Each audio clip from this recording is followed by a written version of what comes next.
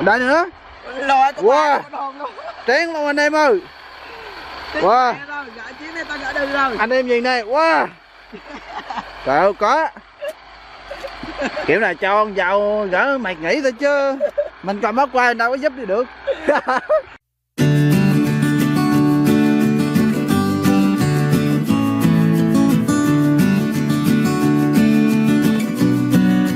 Hello, xin chào anh em. Hello. Chiều hôm nay bọn mình đi ra sông kiếm vẹn có mẹ làm món hấp hay là gì đó đi. Hy vọng được về em. Hy vọng được nhiều chứ sao về em được. Về em là quý lắm rồi. Rồi, đánh lưới anh em ơi. Để cho nó ra trước mình ra sau anh em. Lưới cạn lên. Tại không biết có không mà nó bét mình đi qua cho nó đây anh em ơi. Tính chịu ra nhờ đây. Còn em để cái gì? Hả? Rồi đi sao xíu chứ. Còn vậy chắc có lithium quá. Nước sau quá sợ anh ơi. Sông quê ra anh em ơi. Bật cái này đi. Hả? Bật cái nó đi. Đây hả? Bật lên đi. Cậu quá sợ không có to chứ.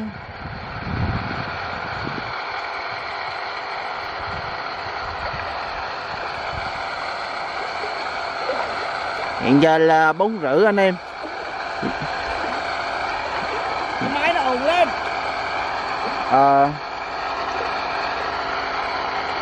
Người ta trả nước anh em ơi.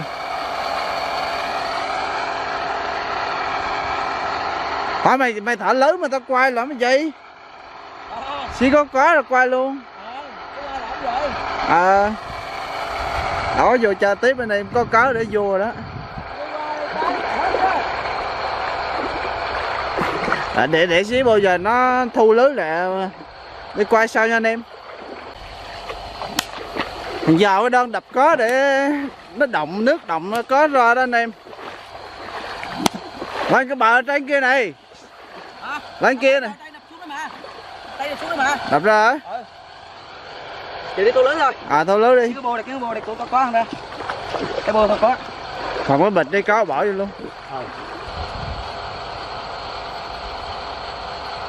Quán này nước còn thì chắc có nhỏ thôi chứ không có to đâu.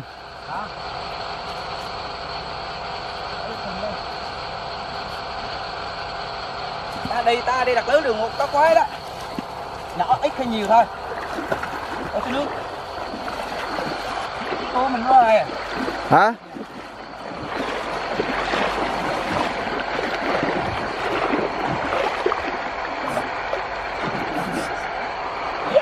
Nước cọn mà ông lộn sao lắm vậy? Em que đây. Có không? Đi lần lên kìa. Nằm ở cúc tay mà có không? Đứa thùng này tao cầm cho. Có bỏ vô đây.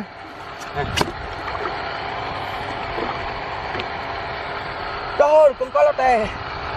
Con có cay anh em ơi. Có này rất là hiếm luôn á, có cay nè. Có cay thì không anh em. Không phải là hiếm, rất là nhiều chứ. Nhân que đây. Lưới chạ luôn mà. Nè, lưới chạ luôn nè. Đâu. Có không? Bự. Thưa em. Cũng được. Có này em ơi. Đưa thùng đi. Cho khách bên em ơi. Rô phi lại là rô phi anh em ơi. Sông này nhiều rô phi lắm anh em ơi. Gỡ được không vậy? Có rô phi thì gây gắt quá trời, gỡ cũng khó nữa.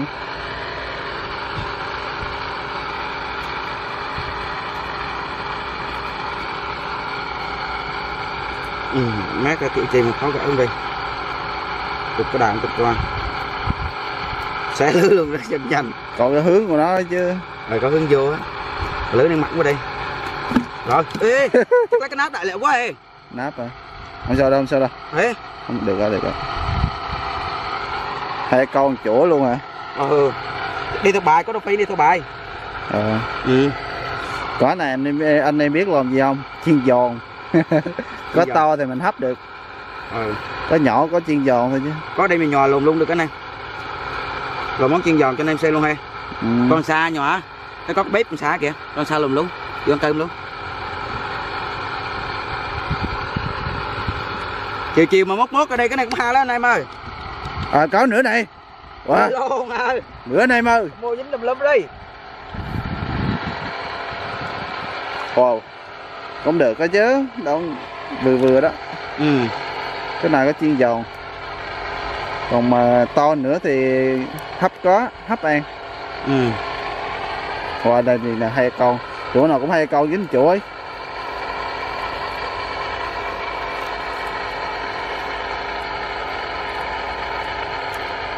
Kiểu này chắc vào nó gỡ mệt nghỉ quá anh em.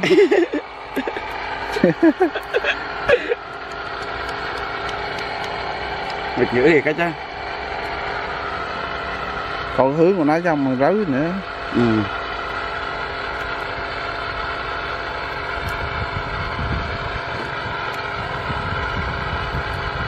Chỗ kia có cái bơm nước của họ ồn quá. Bơm nước ồn. Cái kiểu này mà mình tôi đi gỡ có nữa thịt trên này luôn là to lưới luôn được kê lần. Đợi tôi xé. Tôi xé đây mà. Tôi lười biến gỡ lắm. Tôi xé thôi. Ồ, rong không luôn. Tôi cho xíu đánh được dốt được đó. Để xíu cho luôn. Bóng im rồi anh em ơi. Nhanh kìa. Thật không có chứ.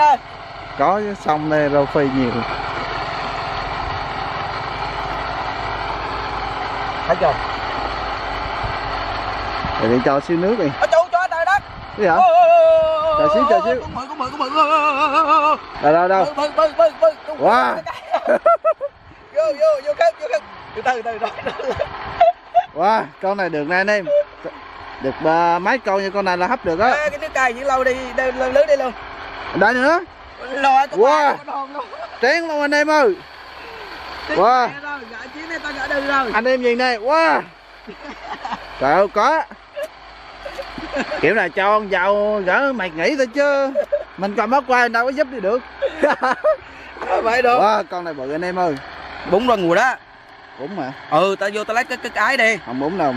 Đây, bỏ hết đi, không sao đâu. Con chắc tao xé lưới quá giờ. Tao xé lưới luôn đi cho tao gỡ ra đâu. Mấy đầu mình coi hướng thì được chứ còn nó rối sao không được. Đó. Gom vậy chứ không ra đâu. Hả? Không nhiều nè. Trời còn quá trời đang tao gỡ cho thấy. Wow. Anh em ơi, đây mới nữa nè anh em ơi. Nó có cay mét luôn lâu đây nè. Mà mấy con này cũng nhỏ chứ không to. Hả? Mấy con này cũng nhỏ. Khúc cây nó có bự kìa gì? Khúc cây nó đập sao ghê lắm, nước cây nó sâu lắm. Trời ở đây ngon quá nè. Cái này là gọi là tuyệt chủng rồi anh em ơi, tuyệt chủng quá luôn anh em. Nãy dạo đập cây là để nước động có ra đó anh em. Đập nhiều quá mà đập cái này nhiều nè, tao đập cái này nhiều nè. Lòn hả? Quá trời luôn. Gỡ mày nghĩ thôi chứ còn gì nữa đâu. Đây là lưới đầu tiên của bọn mình luôn á. Không xíu người ta nói đẹp khơi dốt là chắc cuộc đời cái này luôn đó. Không mà tao đẹp khơi dốt cái dục tao lưới luôn. Tao gỡ ông nội ra tao xé thôi chứ tao không gỡ. Trời ơi. Rồi anh em ơi. Tao xé lưới rồi chứ tao không gỡ đâu. Tao gỡ mạch nghĩ luôn. Chuyện rối lưới nữa. Tao gỡ rồi, sợ lưới. Wow, nó dính một dai luôn anh em. Nhìn này, wow. Em ơi hay là cắt lưới lại đây lên bài cho ăn đi. Thôi rón gỡ đi bọn. Ê, két cũng này cho kìa. Hả? Két cũng này cho kìa. Két thì về nhà cũng phải gỡ rồi chứ.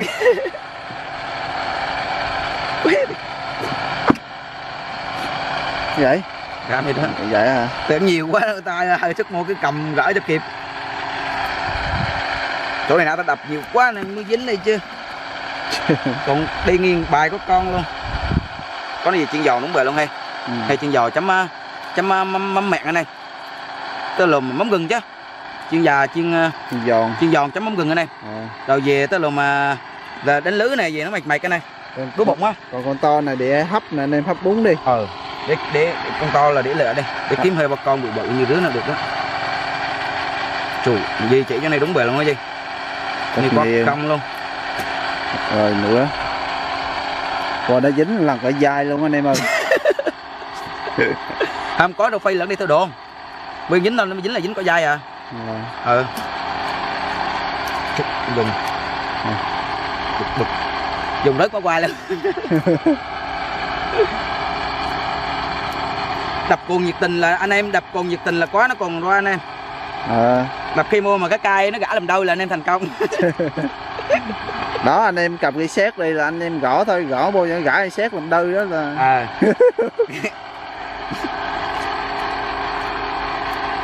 Ông tiếp á, cầm ông tiếp đi gõ. Xén tục, cái chưa tục. Mà con tục xuống nước chắc cũng quét được, thấy không sống nổi đâu. Cái lưới mình mua già quá. Mua mã chưa được rồi, dễ gỡ, lưới già quá gỡ cực quá. Lưới này thì có nhỏ có to đều dính hết anh em. Rui. Tình đảm này luôn rồi. Trời ơi. Wow, mấy khúc mấy anh em ơi. 35 mét mà chắc cũng được, nãy giờ chắc đạt cũng chừng chục mét chứ mấy. Có như có nó dầu mới là chỗ này sôi chứ. Cái máy bơm này chắc cái dầu này chắc máy bơm nè. Dính thêm vuột là ta nghĩ gỡ luôn, ta cắt lưới luôn, ta nói rồi đó. Con nữa. Wow. Bộ 4 ướt mất quay luôn chứ. Xa ra, xa nó ra.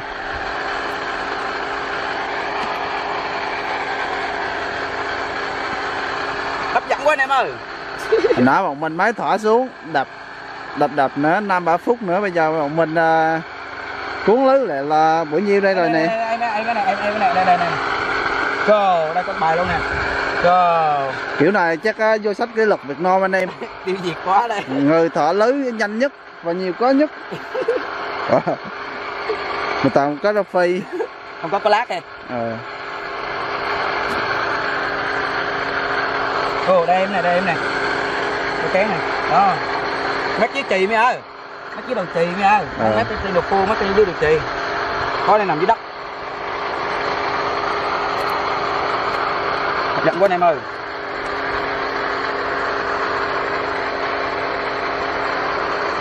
Anh em bấm đăng ký ủng hộ mình nha.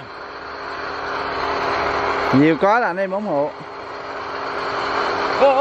Dính em có chứ lọ đây. Có phi bự. Đó. Đây. Có phi bông. Có phi bông nhìn có mà đẹp không? Bông. Cũng được. Không bự lắm. Hồi nãy mà được cái con có bự đó được kìa. Đó được 3-4 bự hấp ăn thoải mái rồi. Khúc tay nó dễ có bự lắm, khúc tay nó nước nó sao đẹp nó sâu. Chắc bị lay không quay không được đâu. Mày đi cưng đi quay không? Cũng được, được. Ngón đi cẩn thận khỏi té là được. Thằng đất nó quay nha. Rồi.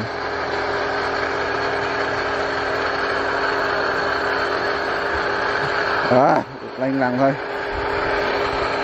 Anh em. Vô cho anh đất. Wow. Nó dính này cục luôn đi. Cái này là đi theo bài đây. Có rau phi đi theo bài. Rồi, cây rồi. Nhỏ quá mà anh là còn mạnh thỏ luôn cũng được. Nhiều quá mà làm sao anh cho thấy được. Con này nhỏ quá thỏ luôn đi bọn. Con này nhỏ quá thỏ luôn cũng được. Thỏ luôn này luôn đi. Nhỏ quá mà, con này nhỏ thỏ đi. Nhiều quá anh em ơi. Tí mình thỏ đây xíu nữa mình đẹp lại không dính. Hay thì ba khổ ăn xui thì dính nữa là chịu thôi chứ sao giờ. Có xe xuống đặt lưới rồi. Có. Rồi chắc nhét rồi. Bay nữa không? Được rồi, bay rồi. Bay rồi anh em ơi. Nhỏ quá thỏ nó. Mình con cá cái này vô được. Nên là gỡ mấy con này mệt quá. Con này được mình lấy được nè. Con này lấy được đó kìa, con có gì lọ kìa. Đó. Con có nó là lái đó. Đâu? Đó có lọ kìa. Đó. Con đó mình lọ gì? Con đó kìa. Có nó mình lọ. Để coi. Cái đó cái dây này nha. Đừng để tao bóc cho đừng rớt má đó. Từ để tao bóc cho cái đó cái cây này, đó cái cây là núi nước. Con này xuống cháy là gỡ đông được. Con này xuống cháy rồi. Wow. Em có lọ nè. Con đang biết có chi. Có nè. Biết cái gì không? Được rồi. Xịt cái mắt coi anh em coi rồi. Mình thì có biết mỗi có rô phi. Bỏ cho cô chả. Chết rồi. Đây là bỏ vô luôn. Nước nhiều, ngâm nước nãy giờ chết mất rồi. Nó có mấy phút còn chết liền nhanh ha.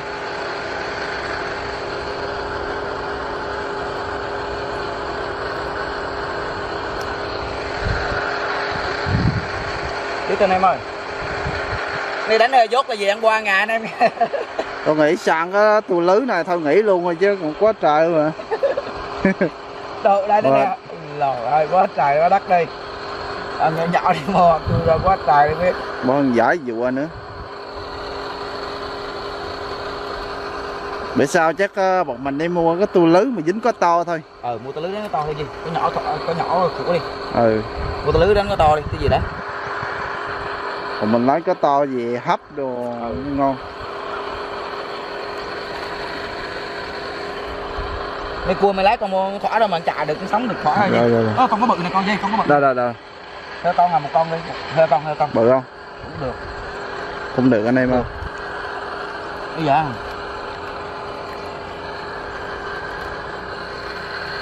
Lưới này ta xé hết rồi. Nhỏ mãi quá.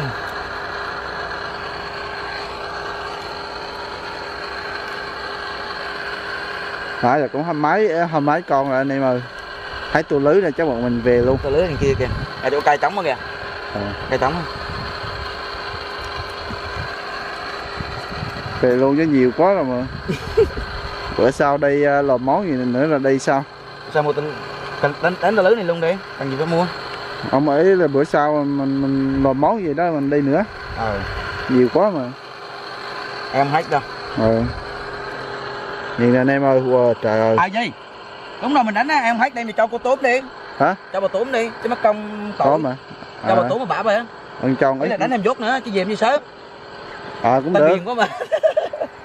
Giờ cũng được. Đánh thì cho cô bả bên cạnh nó cho cô em.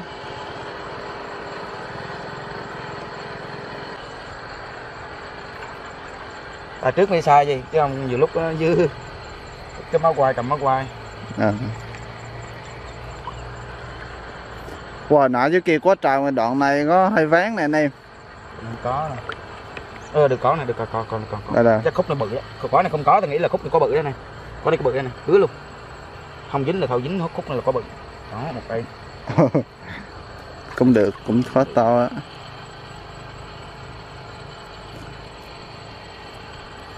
Nước cái này nó sao hơn nước ở dưới kia.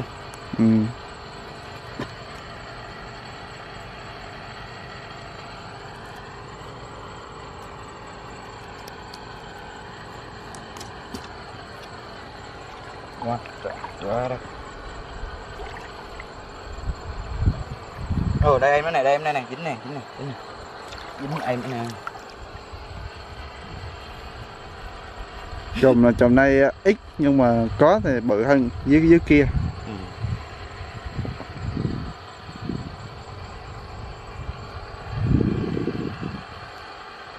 Anh em mà thả lưới ở sông mình đây là anh em gỡ ấn thì gỡ mỏ ta nghĩ. Bỏ làm mấy tao nghe này. Trên này mà đánh cái ta 150 mấy là chắc anh em gỡ tới chiều luôn anh em nghe. Không nhiều anh mà. Có nữa này. Rồi dùng.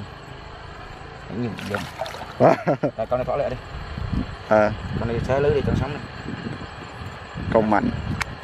Ê, đừng có chạy dính cho nghe. Ốp qua đi. Chẳng ngon dính là lại thôi đó. Anh này số không thôi đó. Còn em nữa này bọn. Em nữa hả? Em đã được cho vô đây luôn.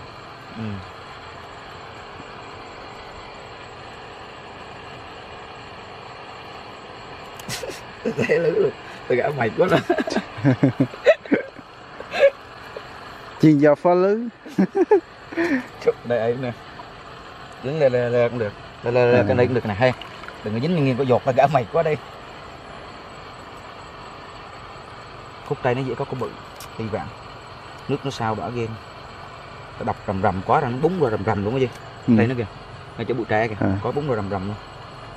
Khúc tay này trong được con có thịt to. Giờ chim băng được có to thôi anh em ơi. Con nhỏ là đủ luôn rồi. Có mà để chiên xù rồi đó là đủ rồi đó. Giờ kiếm một cá to để hấp thôi. Có này hấp bún cũng cực kỳ ngon luôn anh em. Rất ăn rồi. Giờ lên mà không có to thì mình làm tua nữa, mình kiếm cá to đi. mê là món hấp cho anh em cùng xem đi. Lý đó. Tại mình thấy món hấp ngon quá, mình muốn giới thiệu cho anh em. Đùm tua mua đây, trừ mình kéo giặt xuống dưới kia đi. Trừ mấy khúc mà nã mà dính có nhỏ mình kéo giặt xuống. Đúng rồi. Dưới có cái bự. Mình chưa đến khúc dưới. Máy một tua mà gần 20-30 con rồi đó anh em. Khúc dưới có anh em ơi, mà khúc nước sau này không có anh em ơi. Lạ chứ. Khúc nước cộn là có nè.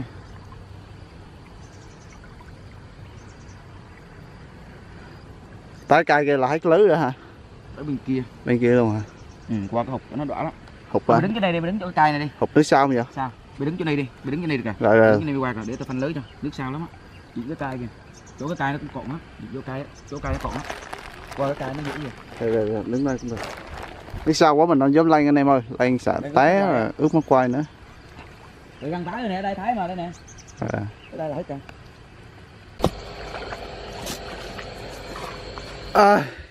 Bịch đó rồi ta. Rồi bịch được lưới bịch được nguồn luôn ra. Đây là quá trời có anh em. Đây là tôi lưới đầu tiên của mình này. Chưa đầy 20 phút. Quá trời có đất luôn. Có một con có bự, với một con có lọn lọa. Thôi, video của mình tạm dừng tại đây anh em. Bữa sau đẹp tiếp. Hẹn gặp lại anh em. Còn về nhờ bọn mình sẽ làm món gì đó bọn mình sẽ đăng lên cho anh em xem sau. Chiên giòn.